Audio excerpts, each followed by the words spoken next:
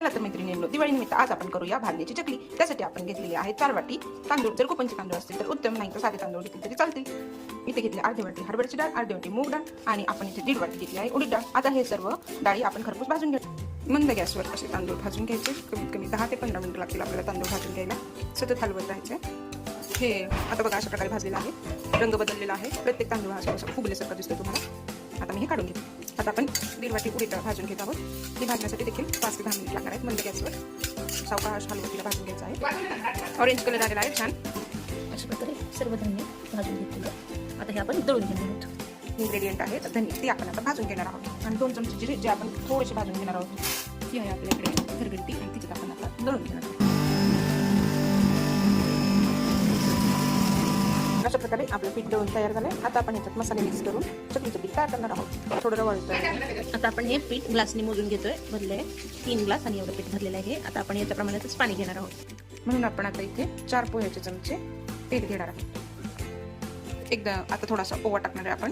हे तीळ हे भाजलं एकदम फास्ट 5 चमचे तिखट, प्लेन तिखट. आपण आता पाणी ओतणार आहोत. पाणी देखील आपल्याला प्रत्येक ग्लासला 1 ग्लास पाणी, 1 ग्लास पिठाला 1 ग्लास पाणी या प्रमाणात पाणी घ्यायचं आहे.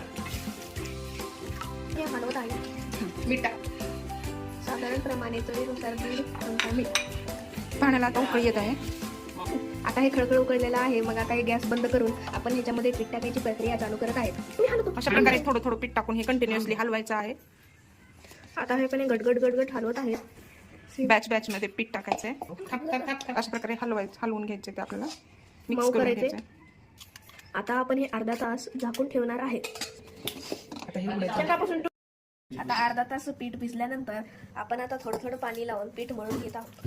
तुम्ही पाहू शकता माझ्या आजीला बघा, तिच्या वाढदिवसानिमित्त हा सोरप गिफ्ट केलाय माझ्या आईने. आता आपण त्याच्यातून छोटे छोटे चकल्या काढूया. आपण कढईत तेल गरम करून घेतलंय. अशा प्रकारे मीडियम गॅसवर चकल्या तेलात सोडून घ्यायच्या. वरती आली चकली की गॅस कमी करायचा. आता ही आपली खुशखुशीत चकली तयार झालेली आहे. आता आपली खुशखुशीत चकली तयार झालेली आहे. जर तुमच्या चकलीतून असा आवाज येत असेल मग तुमची चकली परफेक्ट आहे. आता आपली खुशखुशीत चकली तयार. आपण इकडे बघू शकता, इकडे होल तयार झाले आणि ही आपली आहे परफेक्ट चकली.